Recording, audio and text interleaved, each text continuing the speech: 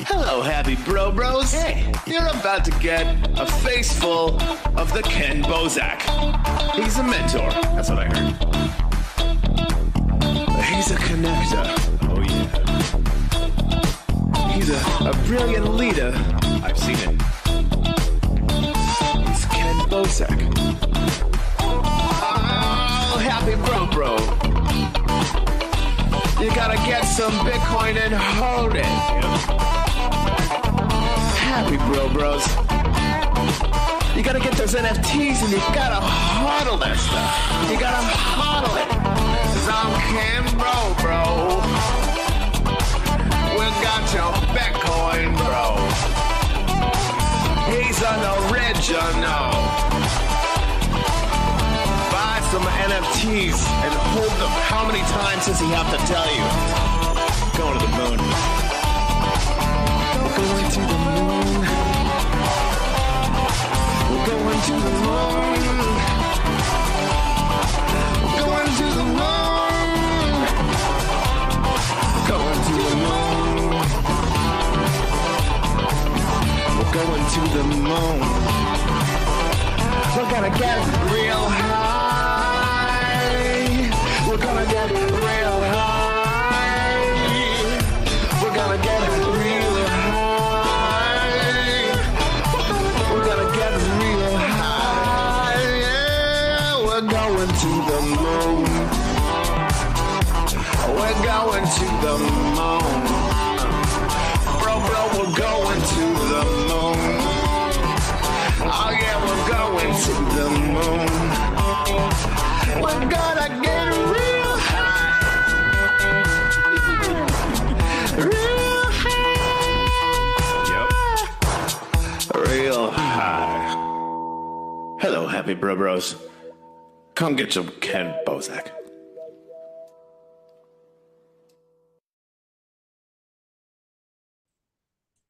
We are live. How goes it, everybody? GM. Yeehaw and howdy, MFers. G, Miggy. I feel like G my head's Miggy. crooked. We'll work it See, out. G We'll get Miggy, the G lines. McKell, and G Kenn. Good Ken. That sounds lovely. Yeah, Jim Kenn. There you go. I went I to know, the I gym saw- the other day. They told me I need to pay them $400 for the year of like memberships in advance because I don't have an account number or a routing number or a credit card. So like the only way I can join a gym is like I have to join a bank. It's like the weirdest Ponzi scheme Weird. banks have. Yeah, banks have a Ponzi scheme Yeah. that if you want to join a gym, you have to join the bank first. And I just realized everywhere there's a gym, there's always a bank within like walking distance. So yeah, man, I feel like gyms only exist to Rigged. force people into bank accounts. But they told me if I pay them for the whole Probably year, it. I can get a gym membership without putting down like a security deposit card. Because they told me like, oh, what Yeah. if you break a machine? I'm like, what if doesn't- anybody the breaks a You mach- should machine? charge me. If your I'm like, machines yeah. are so bad at breaking them. Like yeah, I you grabbed got this. $0 in your bank account, so it's like, who cares? You can't. That's It what I could said. be I a was like, dummy yeah, and I was card. like, yeah. You think if you charge somebody like $2,000, they're gonna have that money when you like, you know? Yeah. So yeah, I eventually talked them into it. So I get to go back to the gym after my tattoo heals up. Just got a new tattoo, and I'm gonna be a little Nice. gym rat. Nice. I Cute, know. I need to start cute. posting those push-ups again. I'm behind on posting. I've just been lazy on social media, but yeah, dude, that's good. I'm glad you're in the gym. I bet you're I'll be hitting still these doing the push-ups. push-ups. You're just not posting the content. I just need to post the videos. I fucking knew it, dude. It's so funny. Yo, this dude was Schedule doing 'em. push-ups at like 3 a.m. because he had to do them before we went to bed. That's Bro, insane. we did it. Ken told I did them when we were on set for Killer Whales. We were on, well, on the, He you know, literally on the- did it on a fucking TV Oh my set. God. Push-ups. Because he's like, oh, I didn't do any push-ups Zero yet surprise. No, and it was funny because like it was like you know, everybody there was content creators and shit. You know, the what do they call them? The VIP KOLs, I guess. Yeah. Which was cool. We saw a lot of friends and hung out. But it's just funny because you know, like they're all content creators. They're all doing their thing, whatever. And so like it just Here went you are super doing unnoticed. push-ups. Yeah, nobody, and I'm glad nobody noticed because like I didn't care for anybody to notice, but it just went, you know, yeah, nobody even noticed because everybody's just Yeah. doing their own shit and just like that's normal in the content Yeah. creating world. It seems This legit. He's weird trying to like shit. pop his muscles out right before he goes on camera. Yeah. Oh god, it was so funny though. But How we was connected that? with the work. Oh, it was so cool. It Was was it? fun.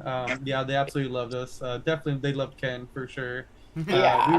We had a good time, just doing our Good. thing, and got to chill with a lot of cool people, a lot of our friends, and see some Miggy cool taught stuff. me how to you know? speak whale. Miggy, do you want to teach her how to speak whale? It's so cool because Oh, we were yeah. there with all these Um, rich people, all these whales. Yeah. All right, hold on. I gotta remember.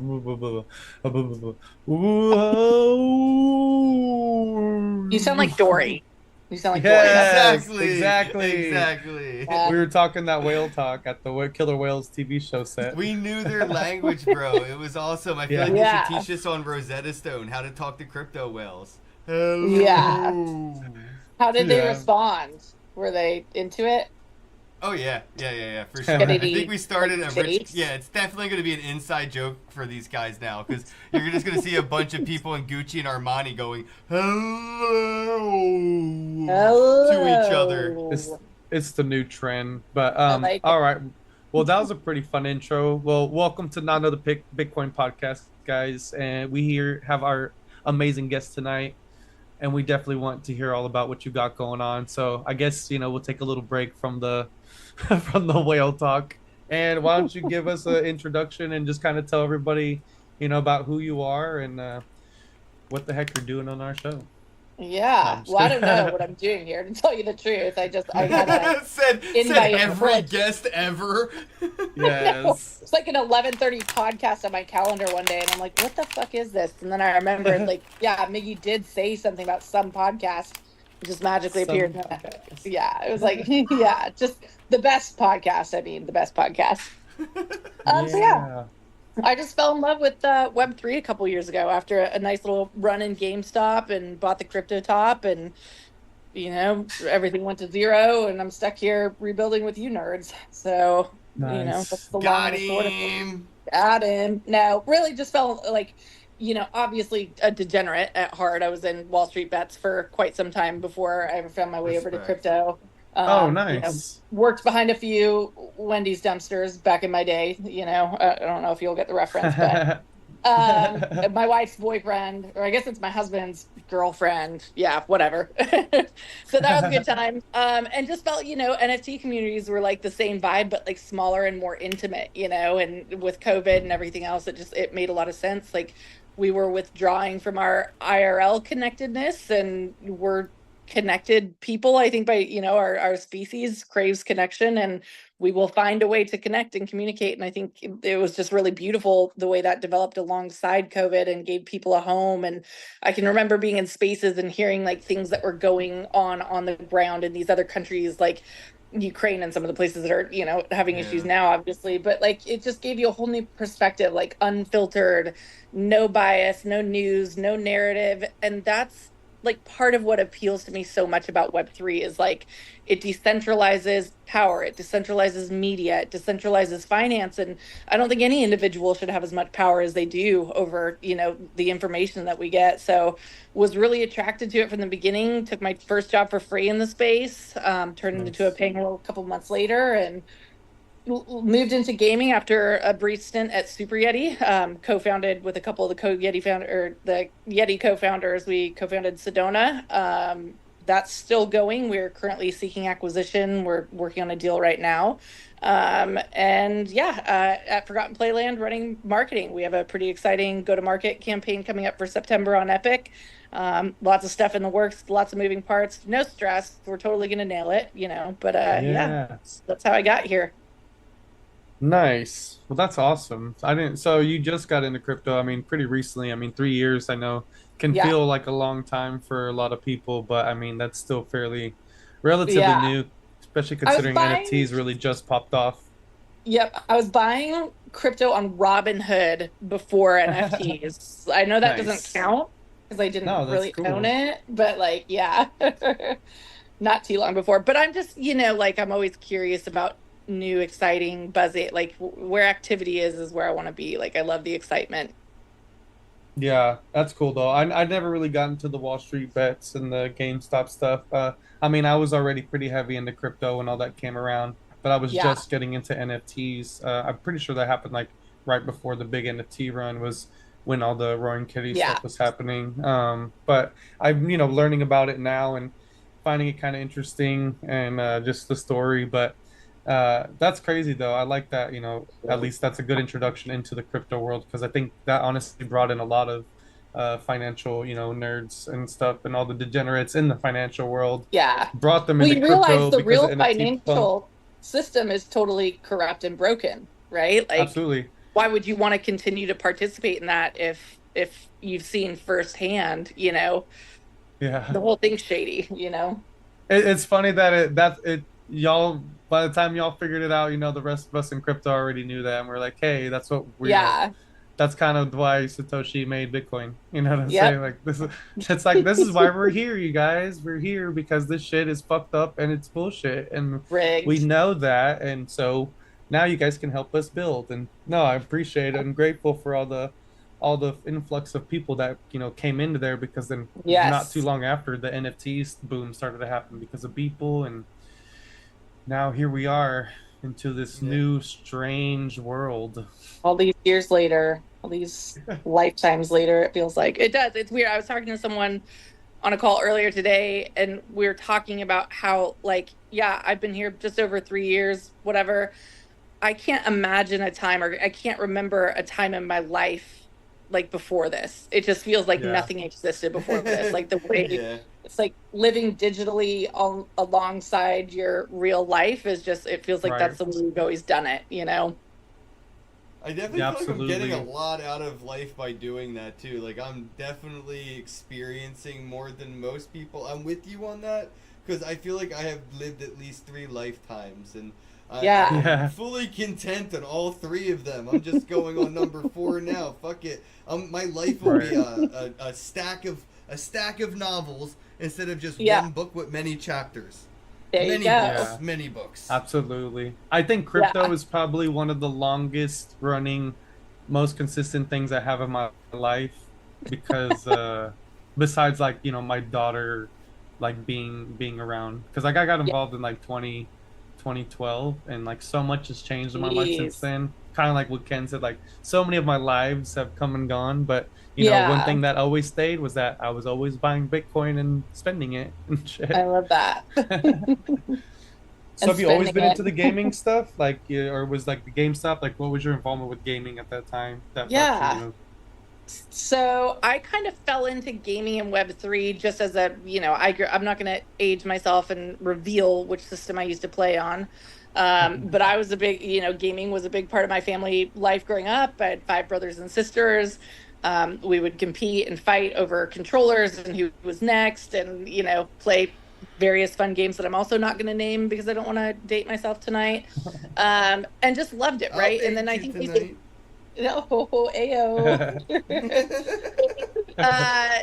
Don't mess me up, Miggy. Come on.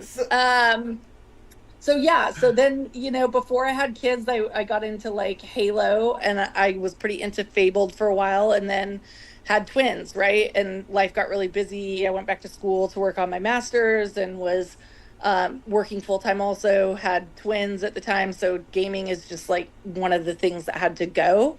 And it always sucked, right? Like even the relationship, my older kid's dad at the time, like gaming was a big part of our relationship, So yeah, it was something that was kind of missing. And when I first got into NFTs, I loved like obviously Super Yeti Maxi. I love like the culture, the memes, degen vibes, like late night degen mints. I wish we could do those, pump it up. Like I just want to go back to that time or be able to go have a couple fun nights like that, right? Like it can't be like that all the time.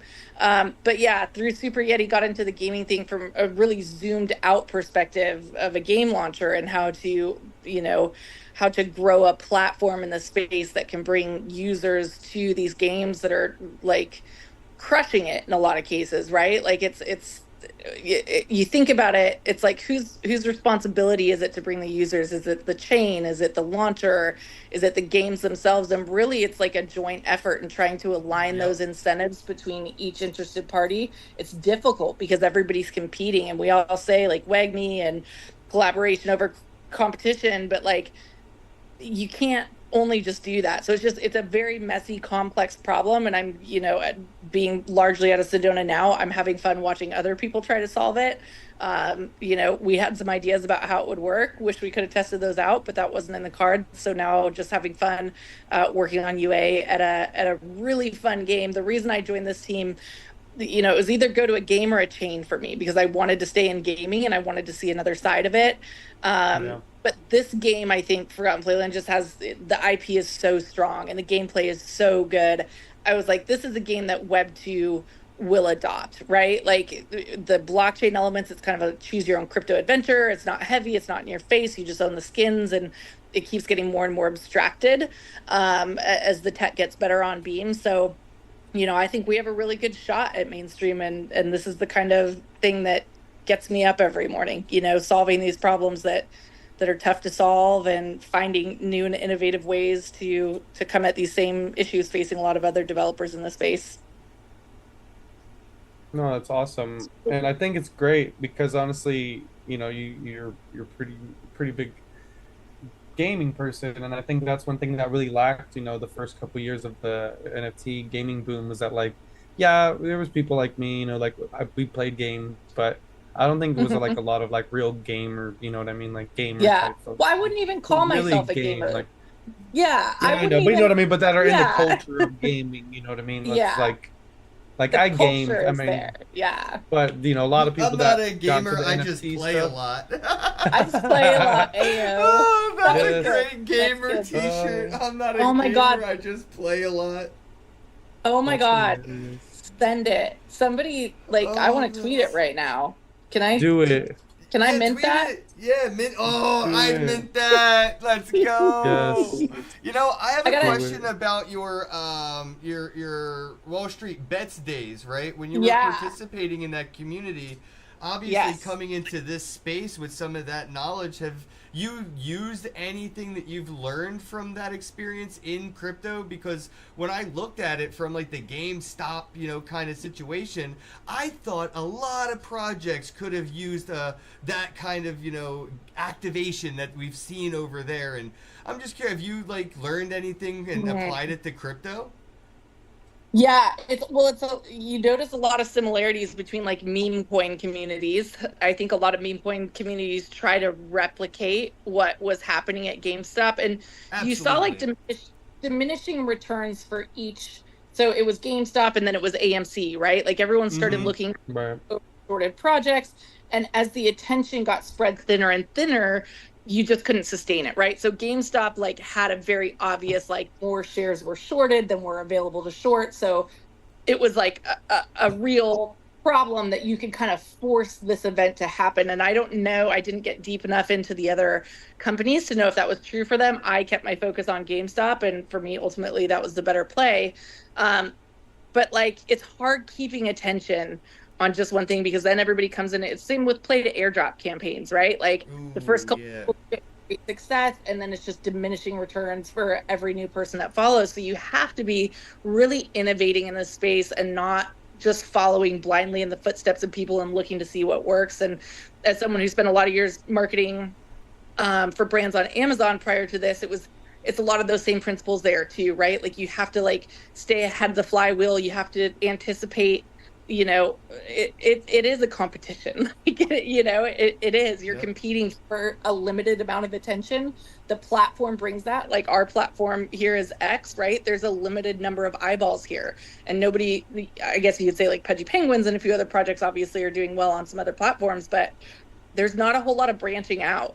So for me, how I'm applying that to our go-to-market strategy is it's too expensive to compete for attention here on X, and we're gonna have to find a lot of other places to bring that attention to the game, to bring gamers in. So I would say there's a lot of lessons there, and also that alone was some free alpha. That's probably the smartest thing I've heard from we're not gonna focus our money on X like that. You're right, because that engagement will come for free. Paying for it is unsustainable.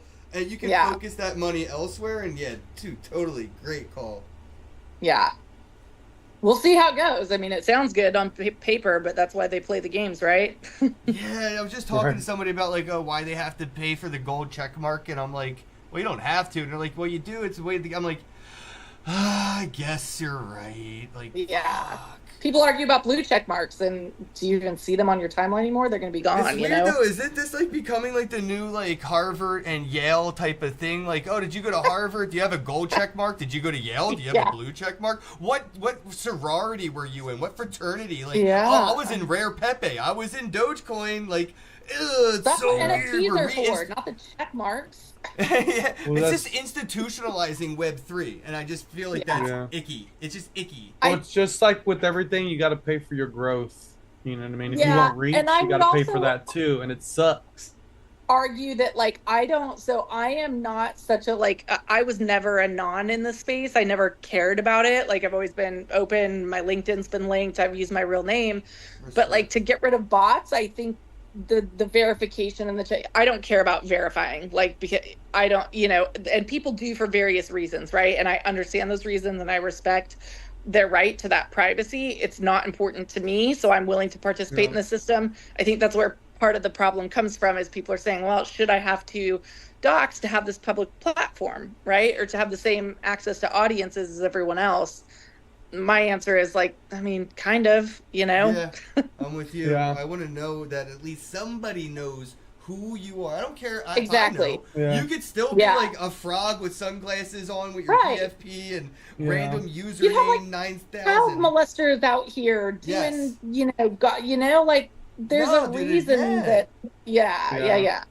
And these scammers and bots are still paying for blue checks and gold checks too.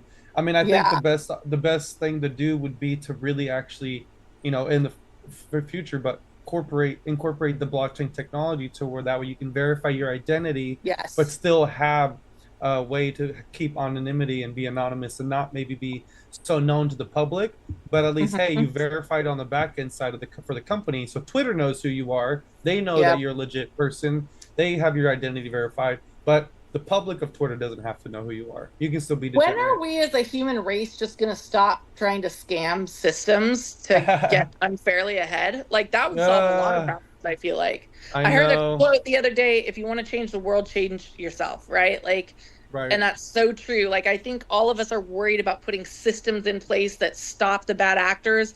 And like every system you put in place, they're just going to outsmart that. They're just going to keep going, and you're going to have, it's just escalation. It's the same thing with wars. Like everything is an escalation or finding a way around or whatever. And at some point, what if Bitcoin could create the incentive to stop people from being bad actors? Ready? Because what if Bitcoin could prove that there is like an afterlife or like reincarnation exists? Because I don't know if you follow like the Dalai Lama, but like if you are, when the Dalai Lama passes away, somebody is born, they get to pick like a hairbrush and a mirror and like all these random items out of a pile. And if they pick those right items in the right order, hey, look, the Dalai Lama is reborn. If you can do that with 12 words, in your next life, you could open up your Bitcoin wallet and say, hey, I own all these assets. I was this person in my last life. I remembered those 12 words.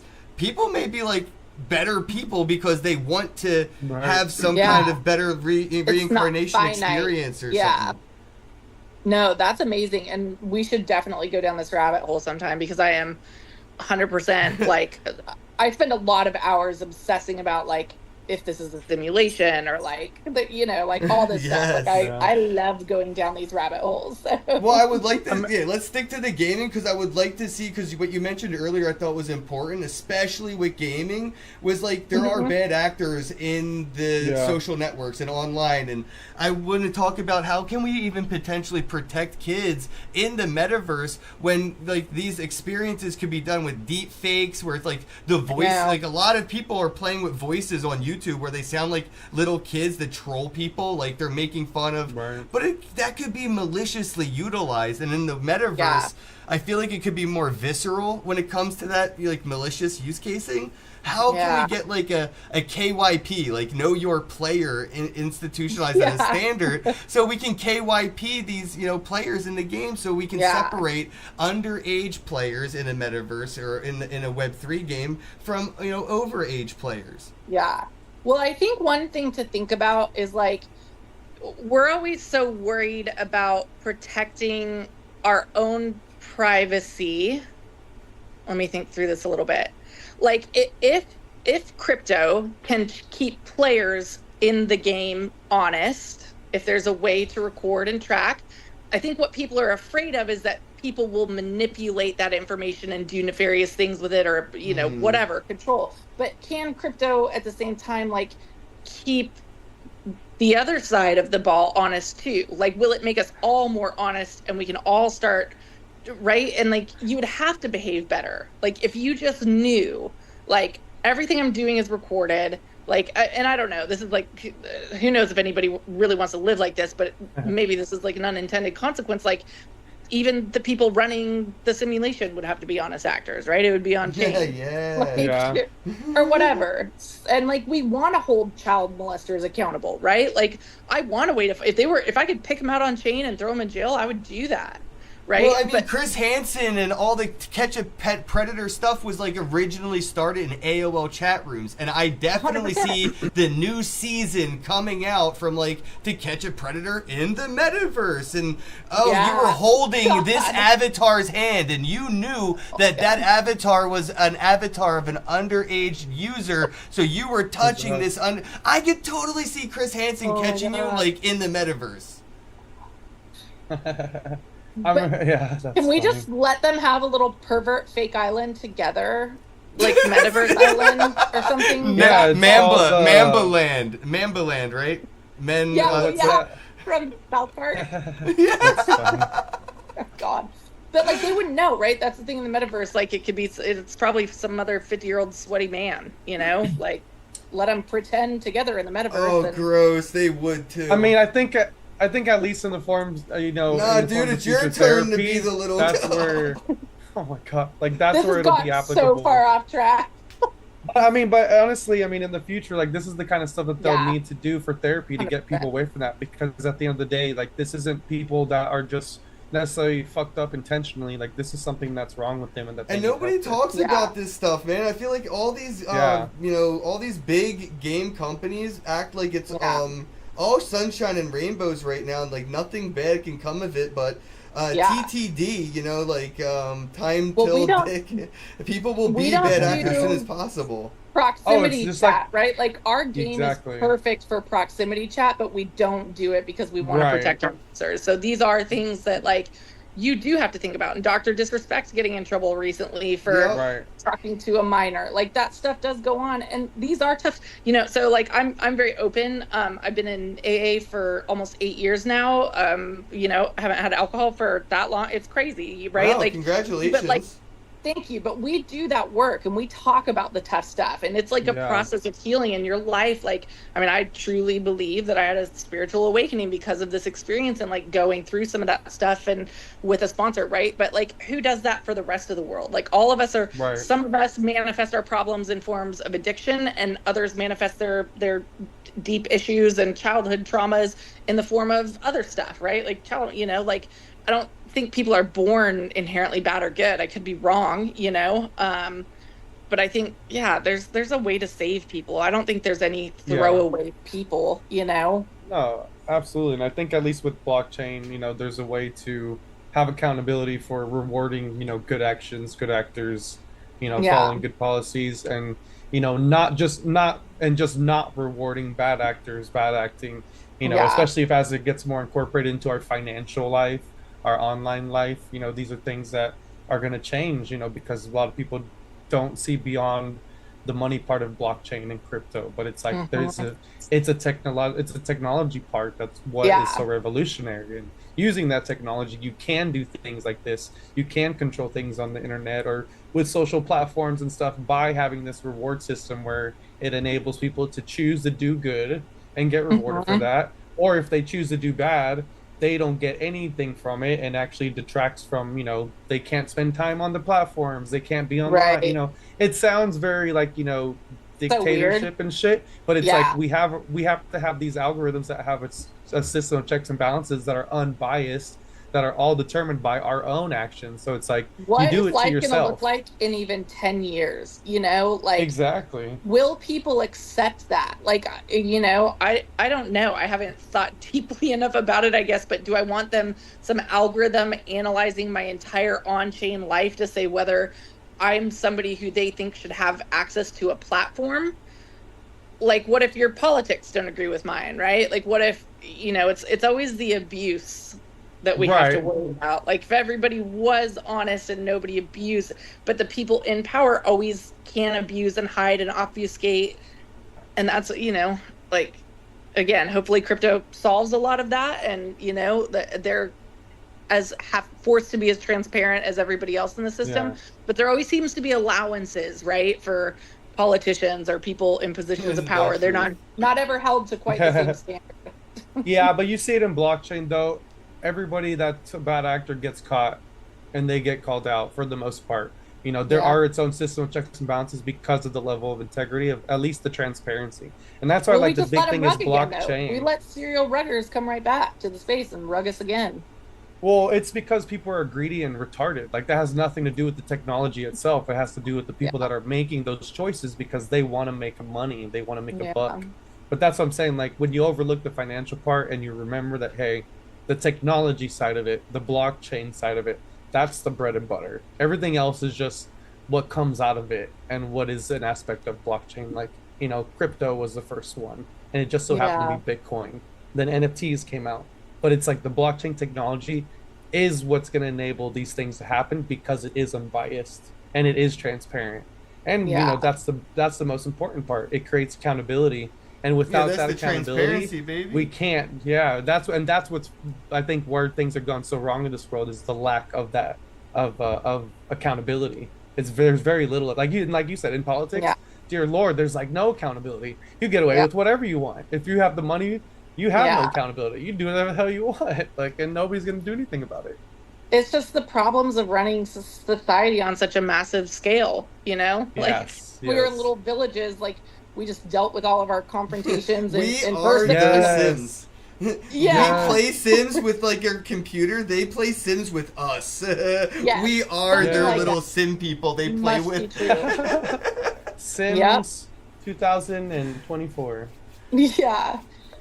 Yeah, there has to be something outside of this, right? Like gaming is the way. I think that's how it starts. We all start clanning up. We all start gaming in.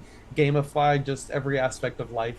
Well, life, when you treat it like a game, truly gets so much easier, right? Like when you view it as an actual game and detach from the outcomes of things and just have fun experimenting and doing the things you want to explore, like going on all the side quests you want to, finding your passion, like go catch your princess in the Mario Tower. I love the way you think so much. Oh my god.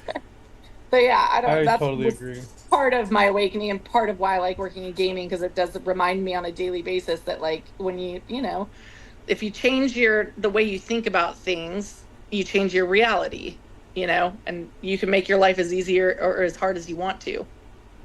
Absolutely. And I like the gaming route for crypto because I think there's just a lot of benefit to it. It really kind of breaks up the ice of that monotony of seriousness of, oh, we're financial bros. This is money. This is serious. This is blah, blah, blah. But it's like, no, it can be fun. But it can be educational, you know, and it can be all kinds of things. But gaming, I think, has that way to platform all this, you know, to really be the stepping stone. And, you know, and then, like you said, it kind of makes life just a little bit more bearable. And, you know, it doesn't have to be so crazy. And you should treat life as a game because it really is. Nobody knows what the hell's going on. We're all just kind of existing, figuring things out. And what the heck? Well, if we can get AI to do, I saw something else too. I can't remember. I don't know what it was, but like let's get AI to do all the work, and like we'll be the writers and we'll be the artists. Like stop training AI to do the fun stuff. We'll get AI to do all the work, and like we can just let them be the trash man. That's right. Like let them run the farms and get the food and stuff and make sure that the food is growing well and not having to use all these crazy chemicals. Like, and then what will we need? Like, right? Like, wouldn't crime, like, if you think about it like that, wouldn't crime kind of naturally, like, things would be abundant, there wouldn't be as much like stratification in society, right? Like nobody would have those horrible tough jobs that makes them resent the upper classes. Like everybody kind of would have access. Like maybe that does make the world just shift towards a naturally like gooder place, for lack of a better word. You know, if you don't have the need to steal, maybe you don't steal, right? Like it goes back to that, like, you know, who's going to clean up my mess and take out my trash if we're all rich? It's going to be a robot. It's going to be a robot. So in order for the rich to allow us into their status, we have to build machines that replace the jobs that we are needed for, and then we can get into their ivory tower. They're gonna let us build them, and then they'll sell them to us. Fuck me, you're so right. Yep. We're gonna be buying versions of ourselves to do our chores for us. Yeah, appreciate it. 1%. Pretty much all we need to do is make the world a large version of Forgotten Playland. Yeah, dude, be epic. Just adorable little plushkins. Yes, just have. I mean, is it not? It's just a bunch of mini games going on in this free roam world. Like, there's like a little social hub where you can get together and hang out and make emotes only, so you can never say anything offensive. That'd be great. Like everybody would get along because you can't actually talk. I think about that sometimes, right? Like words. So I my background is writing, right? I have a master's in creative writing, fine arts. And I've read just a ton of the classics and stuff, and so like there's different authors that approach the subject in different ways, but like what I've kind of pulled from all of that is like words are just things that we make up, like sounds, to like fit meanings into these boxes, and what one person means by one word might be something totally different than what someone else means. But then when you just like hug another human, right, and there's no words, and like that feeling of connection and like visceral communication going on, like there's another layer of communication that like words almost detract from us being able to really communicate. Like they can be used to deceive and mask, and we have to do that in today's world to protect ourselves. And like if we could just forget all the words, like would society be better? Like if we had to find another way to communicate? I don't know. Yeah, no, me and Miggy were literally just talking about this with two ladies that worked at the hotel, right, Miggy? Weren't we talking about this with what was that hotel that we were at talking about this? There was the DoubleTree. The DoubleTree, the ladies at the checkout. We were talking to them about this, like, and I think my point was English is the most emotionless, dumbed down language. To where it's so all about you, the person speaking. Yes. You don't care how the person listening absorbs what you're saying. No. It's all about how you feel while you say it. And a lot of other languages, like Spanish, they have specific words for masculine and feminine depending on who you're talking about. Past tense, pretense, all of it's very specific. So you, the listener, have an experience that the speaker can't control. You know, it's for the listener. And I think, like, just looking at Spanish and English, you can say the same sentence in those different languages, and as a listener, you can get so much more out of a Spanish sentence because of, like you're being hugged by the words. Yeah. Oh, I love the way that sounds. That's awesome. Hug me with your words. Yeah, well, that's why people love Spanish and French and some of these languages that are emotional. It hits us here in America because we don't got none of that. We got sarcasm. We're very self-centered. But we don't got emotion. We want attention here so bad. Like we are desperate for attention, so why would we give any attention with our words to anyone, like Yeah. That's hilarious. And I feel that's kind of how the games are too. You know, it's like, especially like you said, the ones that without chat, because you kind of mentally sink in, especially when you're playing with multiple people into a game. You all have kind of the same objective, whether you're playing team or, versus or whatever. And then there's the nonverbal communication that happens, especially when you don't have the chat ability to where you're just kind of there in the zone, and like, especially when you're playing co-op games. Life, right? Like if you zoom like so far out, like, does communication get us closer or further to like, and this is a personal question for everyone, right? Like, what is the meaning of life? What are we doing here? And then like, is it to work together towards building a better future, like, and then measure, the different ways that we approach these things against those ideals that you have personally. And for me, like, words, like, in many cases, cause more misunderstanding than understanding, I think the meaning to life and, like, human existence is to create plastic, because the universe couldn't make plastic without us. You ain't gonna find plastic naturally out there in the universe somewhere. That makes a lot of sense. But we made that, and we made it for the universe. The universe made us, and I think now that we made plastic, the universe is just going to take care of us. It's like, thank you, you did your thing. I think you're probably right.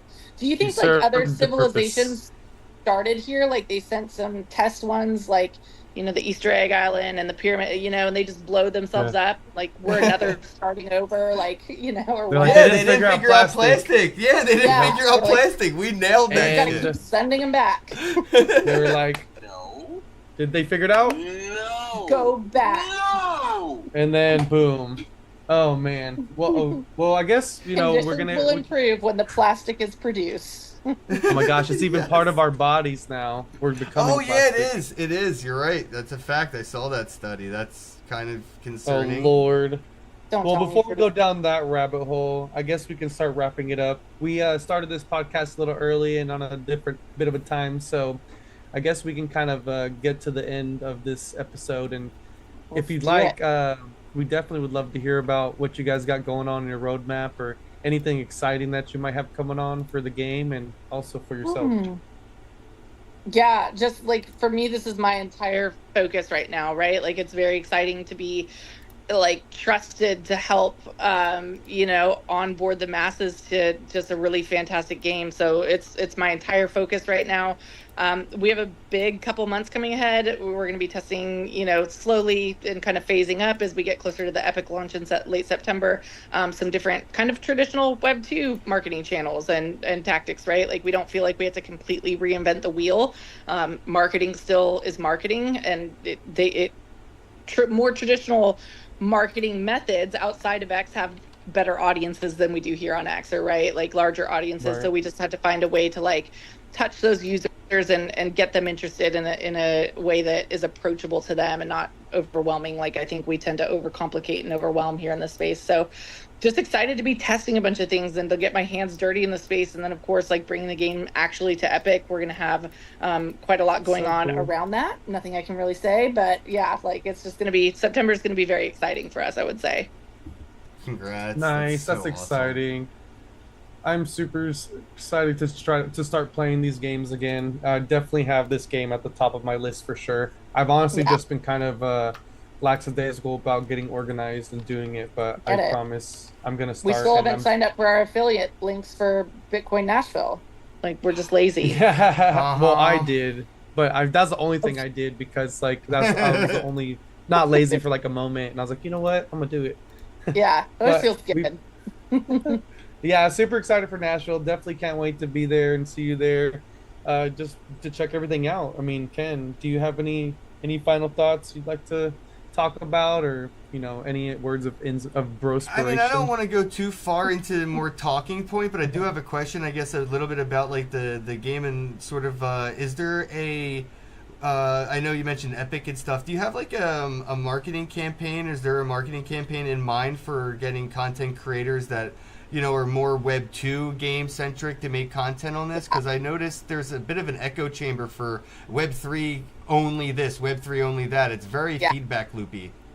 Dude, I'm with you 100% on that. So we have some staff, I would say, or like ambassadors that we use that are Web 3, a couple of them, that we have really good relationships with that love the game and make really great content. So we'll continue with that. But the agency that we'll actually be working with is a pretty traditional Web 2, KOL, whatever, influencer agency, with a lot of creators that are willing to get their feet wet into Web 3 crypto games. Awesome. So we're going to be targeting largely Web 2 content creators with our bigger marketing push.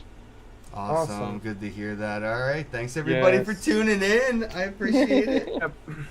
Yeah, thanks for having me, watching, guys. y'all. This was super fun. Sorry it took like 5 times to make it happen, but like... No, thanks for being patient with us. Yeah, we definitely are glad to have you on. I mean, gaming, I think, is the way to go. Go check out Forgotten. Playlands. Go check out Mikhail. Yeah. Mikhail, am I saying it right? Right? I always feel like I'm saying it wrong. I respond to And anything that just- starts with an M, so no worries. All right. Yes. And then Mine. check out the bro, Kenn Bosak. We'll see y'all in Nashville at the end of this month. Thanks for watching. Peace out. Yeehaw. Bye. Have a day. Hello, happy bros. Hey, you're about to get a face full of the Kenn Bosak.